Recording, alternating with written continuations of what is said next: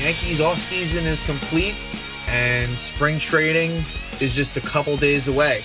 Let's backtrack to, I guess, what the hopes and goals were for this offseason after a disappointing finish to last season, where the Yankees fall short again. And I think in all Yankees fans' minds, the biggest thing was bringing back DJ LeMahieu, and they did just that. I think that was, we'll get into the other moves, and there were definitely, especially with the pitching, a lot of changes there.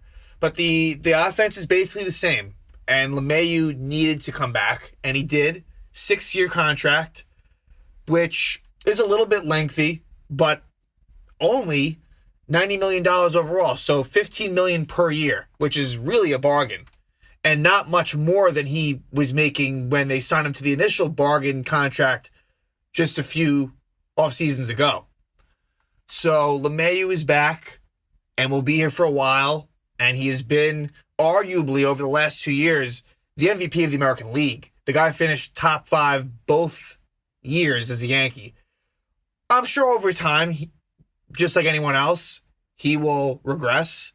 But it doesn't sound like that's going to happen anytime soon. I'm very excited for what is the engine of this entire offense to be back. And he's very versatile, good fielder. Just like I had said, if he was not re-signed, this would have been a major, major problem for this team. And I'm not sure how they would have been able to reach the heights and the goals of what they hope for this season and moving forward. So that's exciting. And like I said, the lineup is pretty much the same, mostly. I was hoping that they would make a couple of changes and maybe diversify the lineup a bit, throw in a few more lefties. It's a very right-handed heavy lineup, but it's going to be the same crew. I think really the one noticeable change in terms of who is going to be a starter, it seems like Clint Frazier is going to be given that left field job. And Brett Gardner, who was re-signed recently, and, it seems like he should be the fourth outfielder. But here's the thing. This team is extremely injury prone. So expect Gardner to play. Don't be surprised when Gardner's in left field and let's just say Frazier's in right because Judge is out, or Gardner's in center because Hicks is out. So he will definitely get playing time, but I like the fact that Frazier is going to be given the chance to hopefully run with that starting position. Look, I think that you're really looking for someone, to me, that I think it's important has a better season is Gleyber Torres. And that's on the defensive side and at the plate. He was not, it was a shortened season. He got hurt, but I'm a little bit concerned about his defense, and I don't think he projects as a shortstop for the future. I think that was the hope when the Yankees made that trade with the Cubs, was that Gleyber was going to be the shortstop. And, once Didi, they let him walk, Gleyber gets the shortstop job, and it just seems like he was a better second baseman. And Brian Cashman called out Torres this offseason for saying that maybe he came back to camp out of shape after being in quarantine. So not the initial spring training, but later on in the summer. And so hopefully he'll be, very motivated to prove him wrong and to bounce back. Because I think anyone who watches him knows, he could be one of the most talented players on this team. He's still super young. So sky-high ceiling for Gleyber Torres. And it'll be interesting to see, I think, just thinking about the infield for a second, Luke Voigt is the starting first baseman, and he hit the most home runs last year in all of the majors. He is a power hitter, but he's not, a guy who hits 200. He certainly is a good hitter in general, but wouldn't be surprised if he takes a step back. And Mike Ford was really disappointing last season. Very much so. So they brought in Jay Bruce, who most know as more of an outfielder, which he's been in his career, and I guess, certainly DH. But it sounds like he might get some first base time. So I'm wondering what happens there. And again, Voit will get the lion's share of opportunity, but I wonder if it's going to come down to Ford or Bruce. Again, the roster will be 26, and Derek Dietrich also is, and again, Bruce and Dietrich were brought in on minor league deals, spring training invites. But I think the hope is, with Bruce at least, that if he does well in spring, he likely makes the team. Dietrich, we'll see. He's had success in the past, and he's another left-handed bat. Where does Miguel Andujar fit in? It's tough. Again, I think he has a ton of talent. What we saw in 2018 was nothing short of spectacular. He really, honestly, could have won Rookie of the Year. If you remember, it was a doubles machine, just a great hitter. But really, there's no place for him in the field. So I hope that somehow he gets playing time, but it's going to be tough as long as Gio Urshela is at third. And this is, of course, going to be a critical season for Gary Sanchez. So Gary is back. Unfortunately, I don't have high hopes for him. It can't get any worse than it was last season, so I'd expect him to be better, but I think that the old Gary that we saw coming up, I don't know if we'll ever see that again. And again, even if it was something like a quarter of that or half of that, I would take, but I don't know. And the other options aren't really great. So Kyle Higashioka, who I think is a serviceable backup. They also brought in on a spring training invite Robinson Chirinos, who has history with Garrett Cole. So it's interesting that Cole is a fan of Higashioka and Chirinos to a degree. So that whole catching situation will certainly be one to monitor. And I think with Sanchez, he's going to be batting low in that lineup. I think opening day, would not expect him to be batting any higher than 7th, probably lower than that, honestly. In this stacked lineup, in my opinion, he should be batting 9th. And that's possible at this point. So certainly as each year goes on, he is, batting low in the lineup. He was benched in the playoffs. So he's certainly on thin ice, I think, with the organization. But they're hopeful, and he's getting another opportunity. And yeah, it comes down to health. Giancarlo Stanton, really, certainly in the playoffs, he was good. When the guy is healthy, he's a good player. I've had my problems with him. Certainly the Red Sox series comes to mind in 2018 where he was awful, and I do question, I guess, what he'll do in the clutch, but give him credit. I thought he showed out pretty well in that playoffs. So hopefully he stays healthy. Same with Judge. Hicks injury prone. So, you can go on and on. But basically, this Yankee lineup is what we've seen.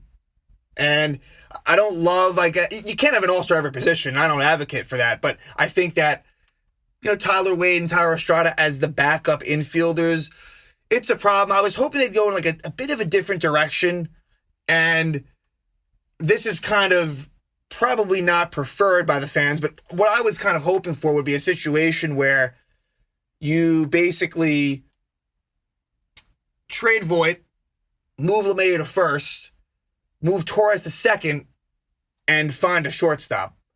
But of course, I totally understand going this route. I think from a defensive standpoint, it's not quite ideal, but we'll see. Pitching. This is the big thing. Pitching. This is where they look different. Much different. And the theme here is high upside and high injury risk. And quantity. A lot of options, but who is going to stay healthy? So, Masahiro Tanaka, gone. And sad to see him go. Kind of had a feeling that this was going to happen, but what I will say about Tanaka, very loyal to the Yankees. It really seems like it was either Yankees or going back home to Japan. And that's what happened. He went back home. Would I be shocked if Tanaka came back in a year or two? Not really. I could see a reunion. But for now, Tanaka gone, and I wish him well. Definitely was a fan favorite and a contract that I think worked out for the most part. high expectations at first, and he was amazing early. Then he had, the arm issue and never got the surgery, but was a very good performer in the clutch, great in the playoffs, and again, just ended up being a pretty steady, mostly reliable option in that rotation. So now, Garrett Cole, of course, the ace, and I'd expect nothing but greatness from him. And, really, except for definitely giving up much too many home runs in year one, really got it together and ends up putting up, in what felt like it wasn't even a Garrett Cole season, put up great numbers. But, so, James Paxton signed with the Mariners. He's back in Seattle. J. Happ signed with the Twins. So, Tanaka, Paxton, and Happ, who were at different points pretty much mainstays in that rotation the last few years, all gone. And I think Yankee fans will be happy about most of that. And now coming in is Corey Kluber and Jameson Taillon. Kluber signed to a 1-year deal worth $11 million. Taillon traded from the Pirates. And they didn't really give up a whole lot. Low-level prospects, nothing of significance.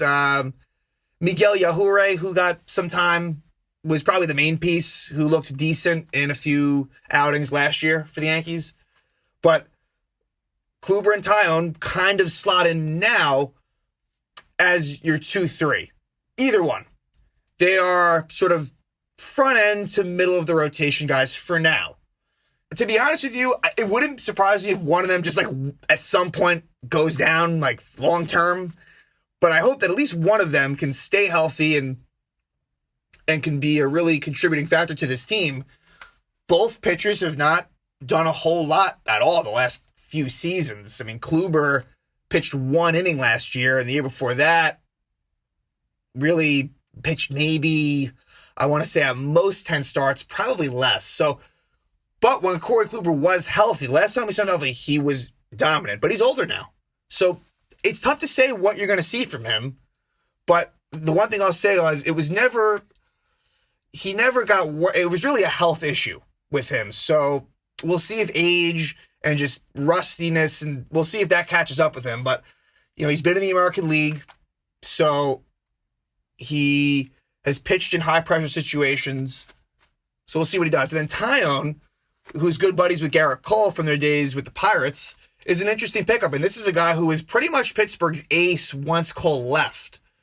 And not saying much. Pittsburgh really hasn't been good the last few years, but I think I'm excited about what he could bring. And he's certainly gone through a lot. Cancer survivor. He seems very excited to be with the Yankees. The Yankees are going to be relying on those guys. Now, you also have Jordan Montgomery coming back, and that's more of a back end of the rotation guy, but certainly the last impression of his start in Game 4 against Tampa leaves you with a good taste in your mouth. Ups and downs last year, but generally I like Jordan Montgomery, and I don't think they're going to be relying on him too much, but he's going to be a member of that rotation for sure. He will be. So Montgomery, health has been a concern for him, of course. He was basically lost for all of the 2019 season and most of the 2018 season. He was really good in 2017, and last year he was healthy. Also, Domingo Hermann. Now, that's a controversial topic. He is back, and I wouldn't say he's necessarily been, back with open arms from the team. I mean, Zach Britton was quoted as saying, you don't choose your teammates. And, Luke Voigt said that he's kind of, on thin ice. So we'll see. He's going to have to prove himself. And I certainly could see some who would say, move on from the guy. But he's going to be back. He did win 18 or it might have even been 19 games in 2019. So the last we saw him, he was pitching very well. And I would expect him to likely be in that rotation. I think I just named off likely the 5 guys: Cole, Kluber, Taillon, Montgomery, and Hermann. Although that is subject to change. And of course, with the way that teams operate now with openers and just kind of manipulating the roster and off days, we'll see exactly if that comes to fruition. But let's not forget about a few other people. Davey Garcia, who showed that he can pitch in this league. They're at a very young age. If he has a big spring training, no reason to think he won't be in that rotation, or at the very least make the team. So Davey Garcia. And then, of course, Luis Severino, who's coming back from Tommy John surgery. So we haven't seen Severino in quite some time. He has really, again, he's another guy who's been hurt for most of the last 2 years. And when he does come back, he will certainly be, in that sort of Kluber, Tyone region of the rotation. So, and possibly even the number 2. But we'll see. But again, what you're seeing here is there's a lot of options. Now, Clark Schmidt, here's the first injury. Clark Schmidt, and I don't think he was a long shot, certainly, but Clark Schmidt is hurt. He's going to be out 3 to 4 weeks. Believe it's either a shoulder or an elbow injury, but they weren't too concerned. But again, we've seen how these injuries, they go from 3 to 4 weeks to months. So, and he has an injury history as well. So, unfortunately, Clark Schmidt, we won't get to see him in spring. But the Yankees also brought in some interesting names on the spring training invite side. Julius Chasseen, who had some good years at the Rockies and wasn't very good last year. He's bounced around a bit now, but Chasseen, I think they'll give him a look. Of course, I forgot about Michael King. Michael King, who was up and down last year, kind of played a long relief role. And maybe, in some of those 7-inning doubleheaders would get starts.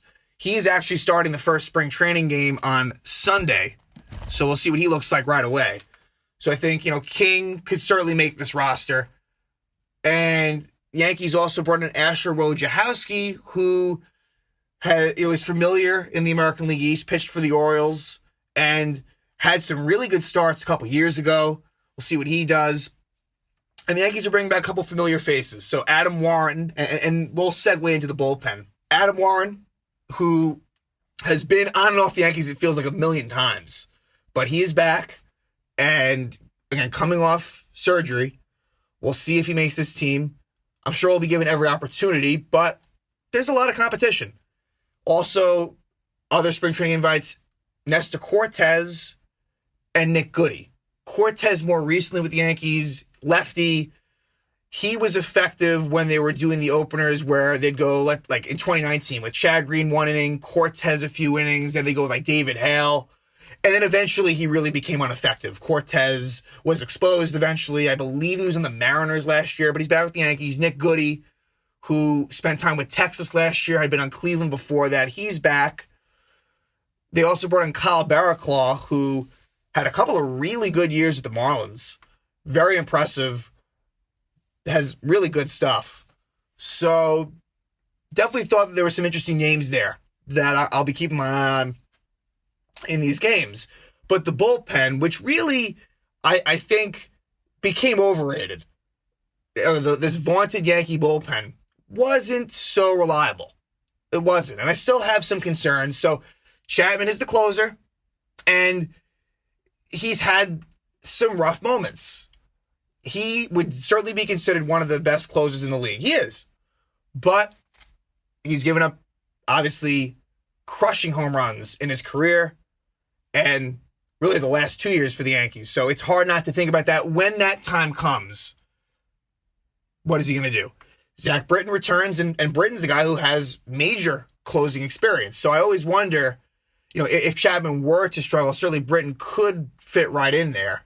But, that's kind of, they're not at that point, but Britton is back. He'll be the setup guy.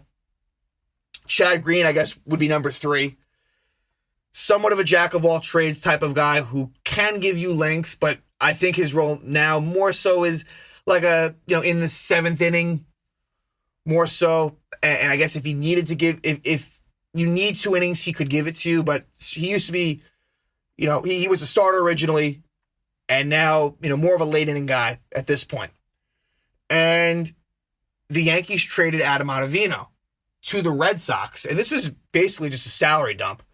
But I like the move. Ottavino became unreliable. Very good for most of the first year as a Yank in 19, and then really struggled in the playoffs and even before that. Then last year, everyone goes to the fact that he had that one really bad outing in Buffalo against Toronto, but just beyond that, he's a bit of a walk machine.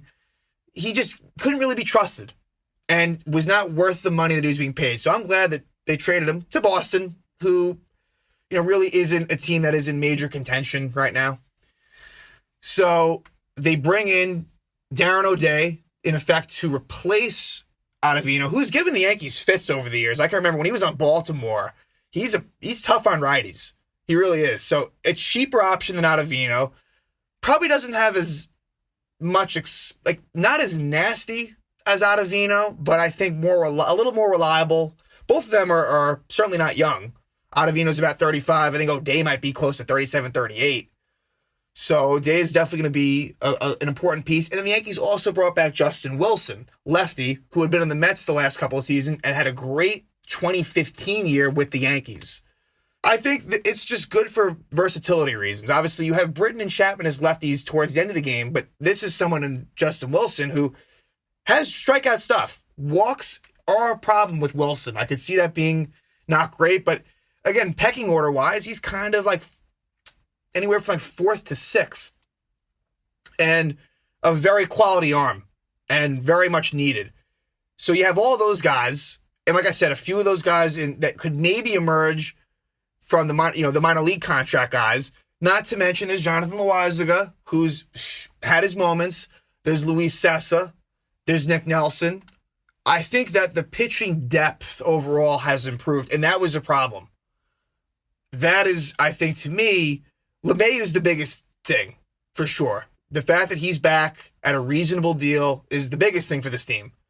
But I think pitching needed to be addressed, and I'm not going to lie. I do think that there are a lot of question marks, but again, just the fact there's so many options, I think that's a good thing because the injuries are going to happen and you got to be ready for it. And it seems like they are. So in looking at this division, and I guess the American League overall, I think the Yankees are in a pretty decent position. I think that Toronto has improved and really has a very good lineup. Top to bottom. Great lineup. Really. They bring in George Springer, huge addition. They add Marcus Semien, who really, in 2019 for Oakland, he finished ahead of LeMahieu for MVP. So they're going to be very challenging in that sense, but the pitching still is nothing to scare anyone. Hyun-Jin Ryu is their ace. They brought back Robbie Ray, who can be a guy that could be more than serviceable, but he's certainly a wild card.